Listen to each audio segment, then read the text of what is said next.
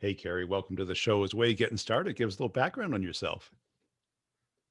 Hi, Brian. It's great to be here. Thanks for asking me. I'm Carrie Duffy. Have worked in sales for nearly 30 years now. I've worked in technology sales for about the last 15. I live in the south coast of the UK, and sales has kind of been my life. And happy to talk to you a little bit about that. Yeah. How'd you get interested in sales?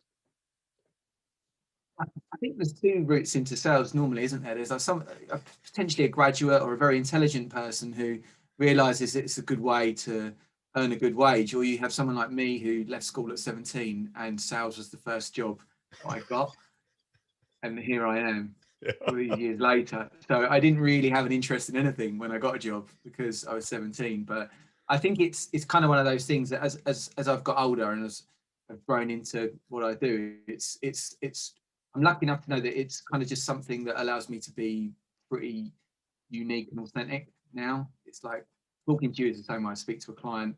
And this is now my job, so there's not much of a gap between just me being me and me doing my job now.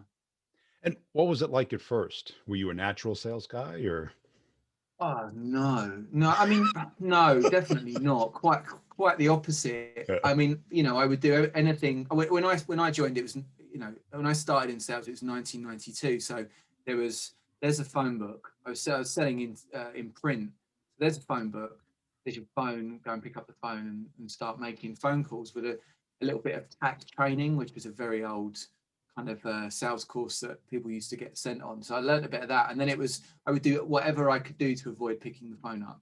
So I had a real fear of that whole thing that you understand a little bit better now. But it was just I was very young, and I was fear of rejection, embarrassment. So I didn't take that well to it. But I used to do things like I would go and make calls in the hallway and the lobby of the company I was working. I'd go and try and find one of the offices and bury myself in there and beat myself up until I made these calls. But as it's got further on down now, I'm quite okay with it. It took a lot of years, I think, to ease myself into it. Well, yeah, I like the getting by yourself, kind of building up a system for having that confidence to do it. Did you have any other tricks or kind of mindset shifts that made it I easier? think I think then not so much because I was just a kid. So I would try and keep myself honest by saying I would do 10 calls before lunchtime, and then maybe at lunchtime. I mean, this is a time when people used to go to the pub at lunch.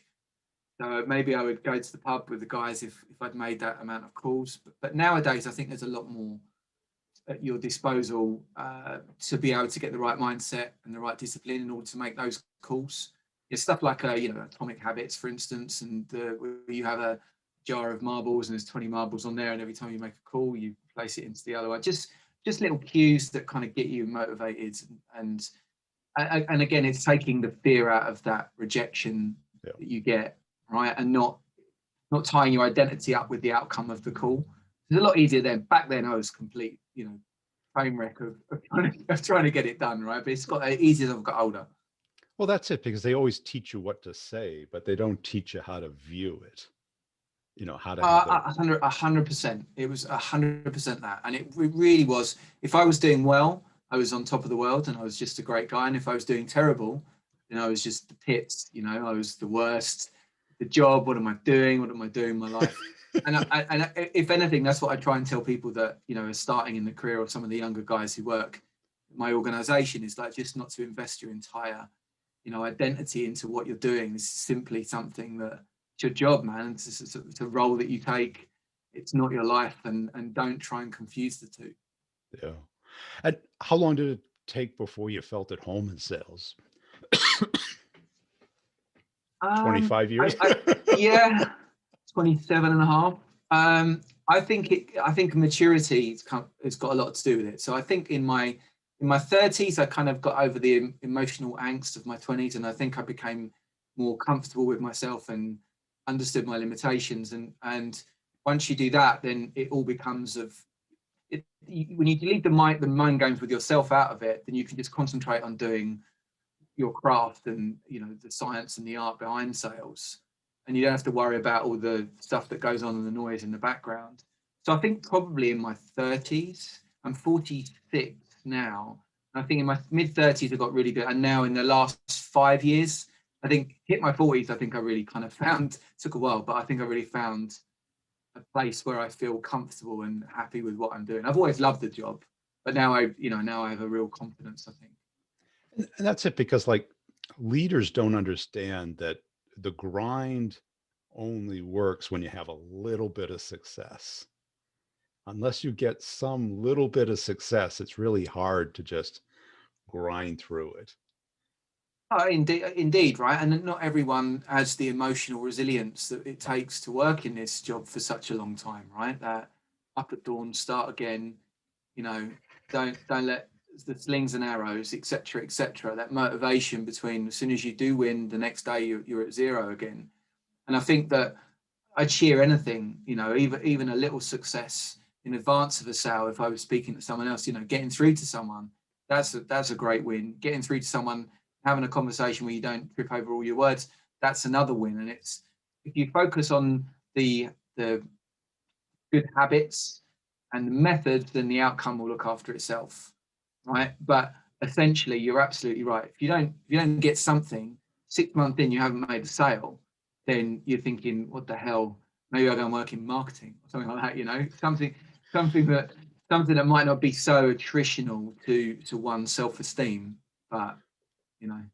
Well, that's it, because people get into sales typically one of two reasons. They're money motivated, or it's the only thing they can do at that time in their career. Yeah, on the latter for sure. Yeah. And I've worked with a lot of very intelligent people who've worked in other disciplines and come across the South for exactly that. Just the ability to burst your income and you by Yeah. that much, but also be ready to go down with that. If you work in an architect's firm or in that area for 20 years, your salary will kind of grow like that and Maybe. pretty Yeah. linear, maybe. But with sales, it's like I've been, like that all the way through. As I say to a lot of people, it's like, there is there's been years that have not been so good, and they follow good follows bad follows good. If you just because you can only be in the right place to work on the right opportunity. If you just keep going, then ultimately success is going to come along if you persevere and try and get better at what you do every day, right? So you've been at a company for a great deal of time, which is kind Yeah. of unusual in sales.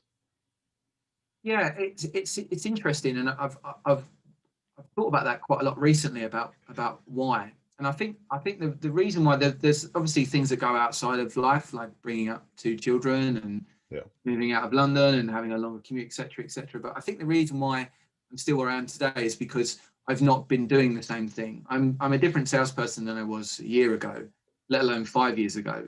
And whether if I'm selling into the enterprise now, the organisation that sells technology that I work for has just had to change with what the demands are of a modern enterprise. So therefore, when I started off selling, basic IT services, it moved on to adoption of cloud and cybersecurity and collaboration. And now it's just like understanding what an organization wants and back engineering the solution into that. So I think if I'd have just been in some sort of transactional role for a number of years, I would have, Yeah. goodness knows, I would have gone crazy. But it feels like a different role today than it was 12 months ago, which I guess has probably kept me reasonably fresh and excited. And because that novelty kind of excites people, as opposed to the repetition and redundancy of. Yeah. And the interesting thing as well, you can get the novelty from new people that join your organization. I always find that anyone new who comes in, who's come from a different background and has got an outside voice, I'm right next to those people all the time, trying to learn from them. I've got my LinkedIn profile's got Ralph Waldo Emerson quote on it about just learning from people all the time, and I just do that whether they're clients or people I work with. That's been one of the good things. I've been able to work with a lot of really great different people while still being at the same organization. If it was just five guys in a room all the time, then I think that would have been more difficult to maintain levels of activity and devotion to what I'm doing, right? Especially in a sales job where you've got to be kind of on it all the time. Well, I love that quote, because what it tells me is that you're a curious person. Yeah, I mean, 100%. I think curiosity's got to be right up there with a main. Certainly, when you're talking about speaking with potential new clients and understanding and being curious about their world, the problems they face, or the goals that they've got and the rewards for getting there.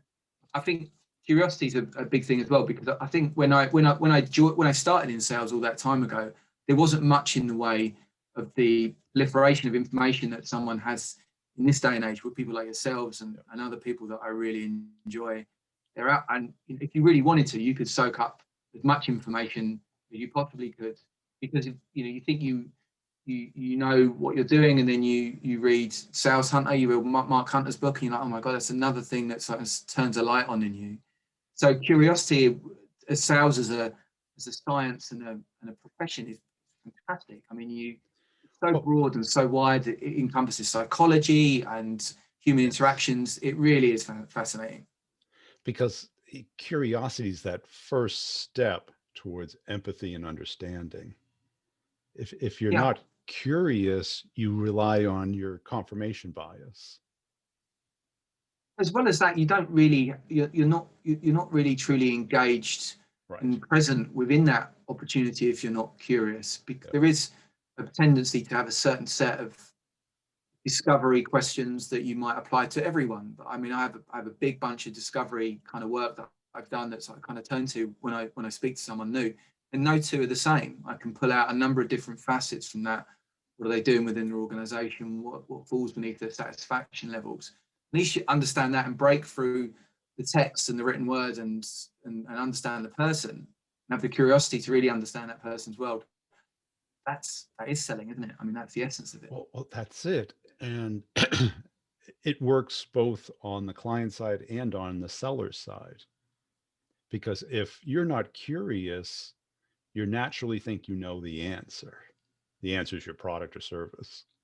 Well, indeed. I mean, quite a lot of this is about knowing enough to go in there with a beginner's mind and not have any predefined notions of, okay, I've sold into financial services for 15 years, just I'm going to go into a new fintech company. If I take any of that baggage, thinking I know what I know, or thinking I know where they're coming from, then you just have a misalignment straight away. You're on two different sides of the map. Right. You're pitching versus problem solving. And the key thing that I found, especially working with reps, is a lot of times you're talking to somebody who doesn't know they have the problem. Yeah, 100%. I think one of the great things that I've really enjoyed doing recently is sometimes I've uncovered there isn't a desire to move in a particular direction. Sure. Even though I've been kind of brought to the meeting to talk about, okay, we want to do this initiative or we want to pursue this kind of goal.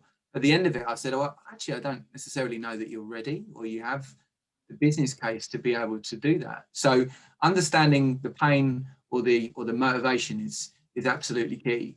And shining a light on that organization from a different perspective and asking them to think differently about the thing they're trying to achieve is the panacea for salespeople. It's really hard to get there. Maybe you have a better chance when you have a more you have a trusted relationship with someone, or they believe that you're going to do the best by them. But then you can go, actually, maybe that's not necessarily the way you want to do it. I'm not talking about being a challenger sales guy and start browbeating and stuff like that in its most extreme sense.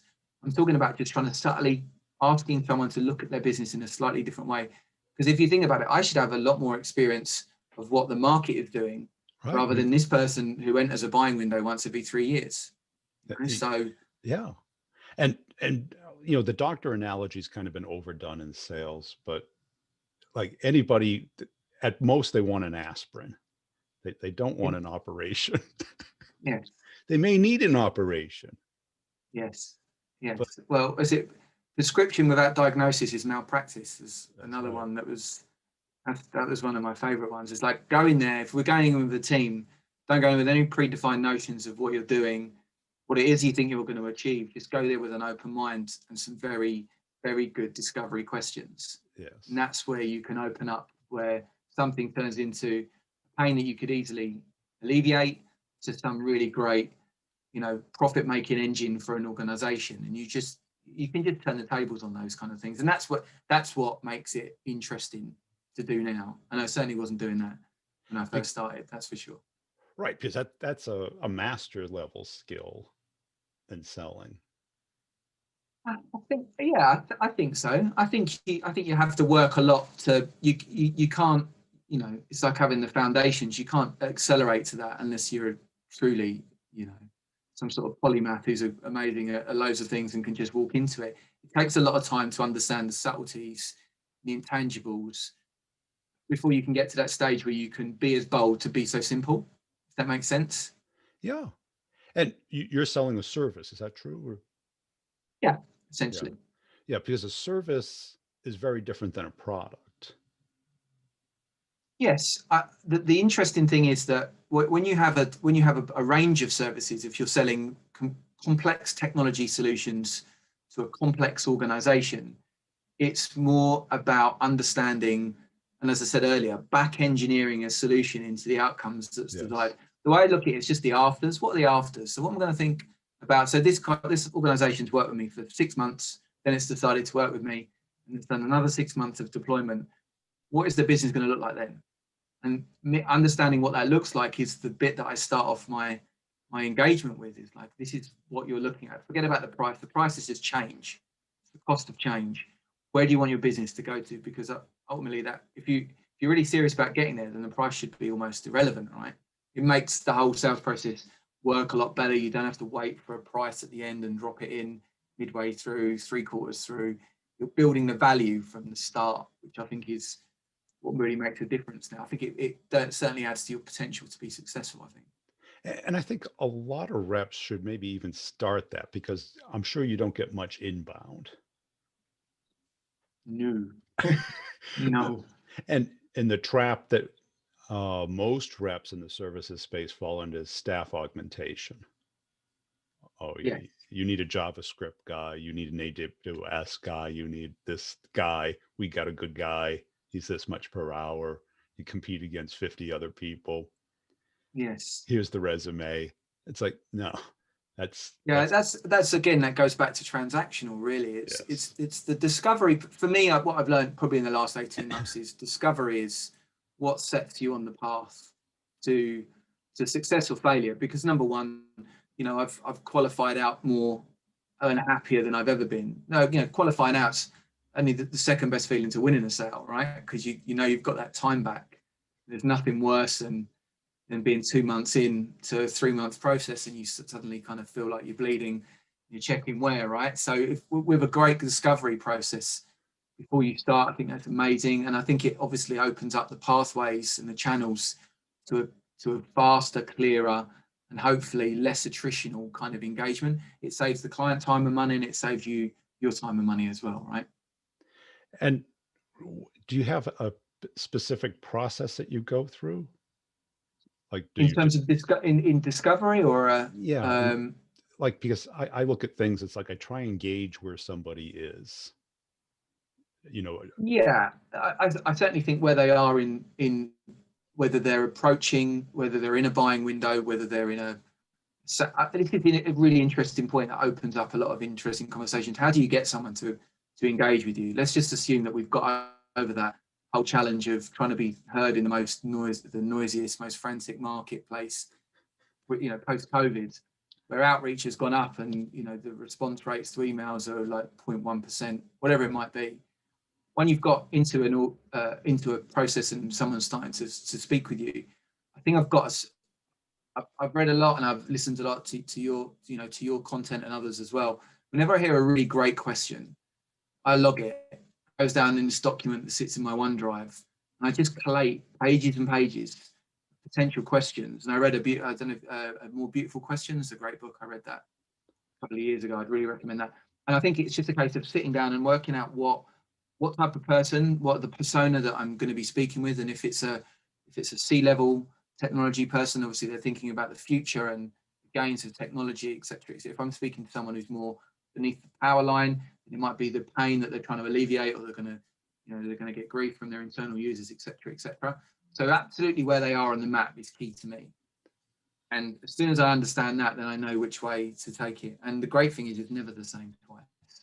There's always someone who's got some other consideration, but you can set out a lot of the guidelines, maybe put in place some upfront contracts where you start talking about, like, I'm going to be, this is why I think we should play it. Tell me if you think this is a good idea. We're going to be honest with each other. There's not going to be any dog and pony. If I can't help you, I'm going to tell you that I can't help you. If I can, I'll point you in the direction of someone that can. And that means that people are then more willing to think, okay, maybe this guy isn't your traditional salesperson who's just trying to, con me and get a buck. They'll open up more about where they might want to get their business to, what their main points are. And like you say, where they are in the map is where you start from. As long as you both know where you are on the map, you can go in the same direction, right? Right. And I think one of the differences between cold outreach and warm inbound is they're probably not in active pain yet when you're cold outreach. They're kind of almost overconfident, but yet there's Yeah. symptoms of the underlying pain. Say they're moving to the cloud, or they're doing some kind of transformation.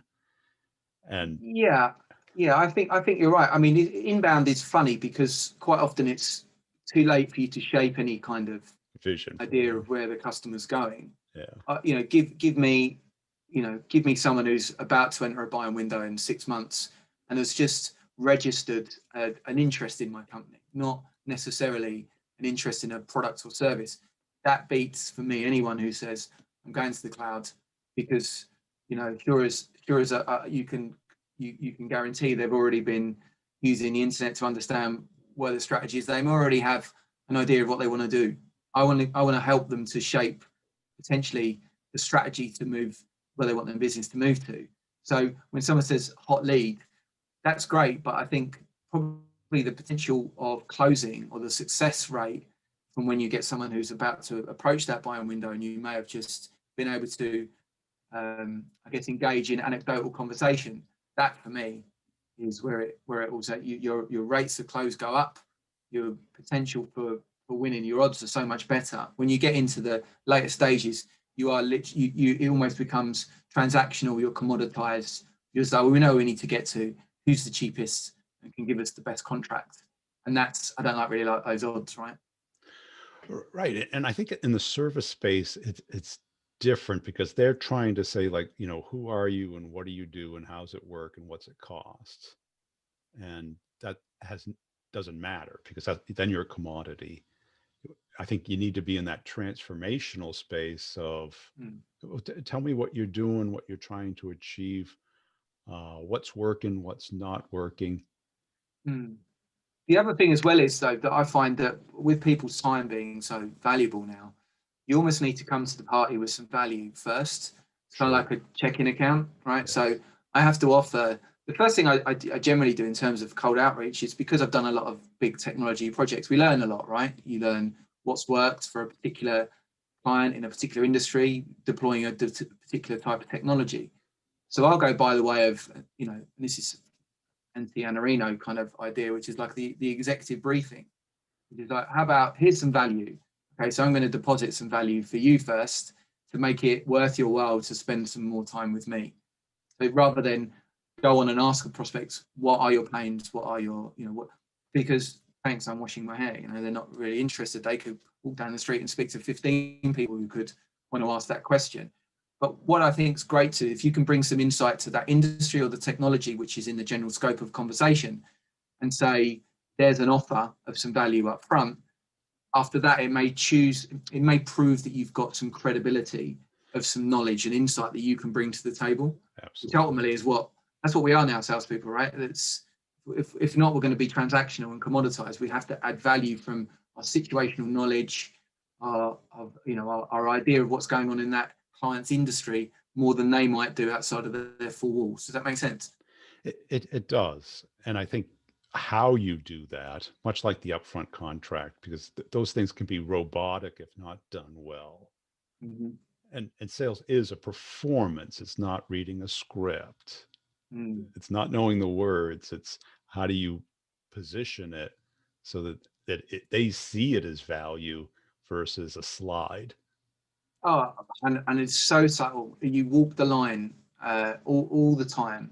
But I think that's probably the last 5 years. I think got to an age. I'm old and ugly enough to think I know where that line is, which has probably helped me a lot. I think it's definitely been a game changer because there is hack moves, right? And there's sales people who who still do that to this day. You know, and it makes you sad really, because some people do really try and sell with the best intention for the customer, and will walk away from contracts that don't meet, you know, you can't deliver on, and will walk away from a quick buck.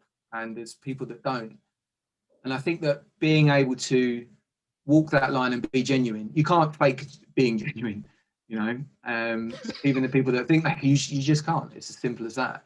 So I think just selling from the heart and doing all that kind of thing really well is what makes the difference. If you have a mature enough buyer or a mature enough operator on the buying side that can really see the difference between someone who is feeling genuine, who's being genuine, and someone who's doesn't necessarily have the best interest at heart.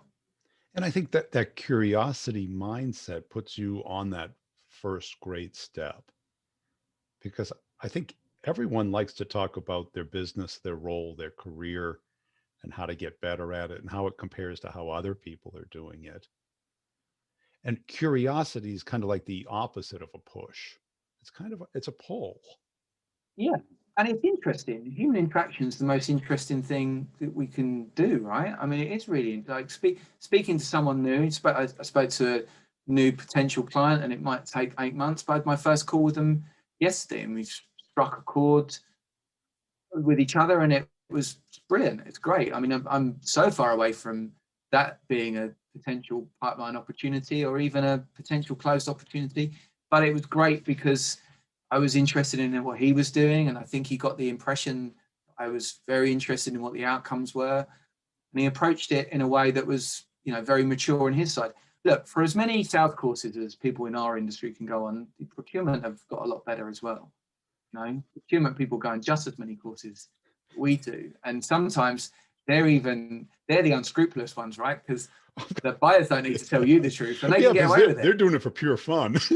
Well, they're protecting their interests from, you know, from salespeople who are obviously trying to do the same thing. When you're not, you're like, hey, come on, you know. So that's the interesting thing now, that the profession of buying, professional procurement has changed as much as sales has, and it's really interesting. But I mean, I like talking to people at all levels, not just C-level people, like the guys who are on the shop floor.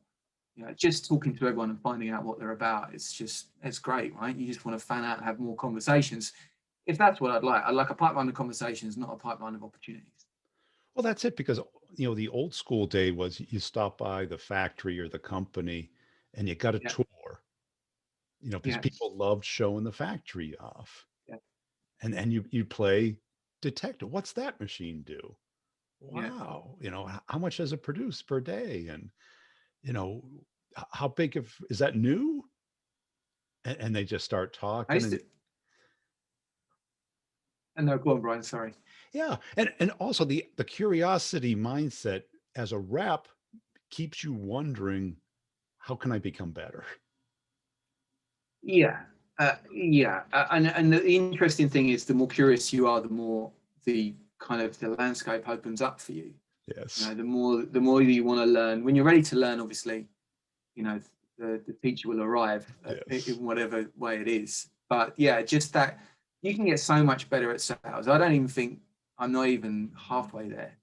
You know, you could, and that's the interesting thing. Then you can move into other areas. I'm a single contributor, right? So I work in the enterprise, and it's just me still out there trying to win those big opportunities. But when you can move across to management or start looking at team of people that might work with you, or being an industry lead, that opens up another set of dynamics within sales, where you're interfacing with your internal guys and the external people as well. It is fascinating. Like I say, I could go a lot. I'm far from complete in sales, that's for sure. Cool. Hey, this has been a fun conversation. Where can people go to connect and follow you? I think LinkedIn's probably the easiest place to find me. I'm on there quite a lot, so yeah, please reach out. I'd love to connect with anyone who's interested in having a good conversation.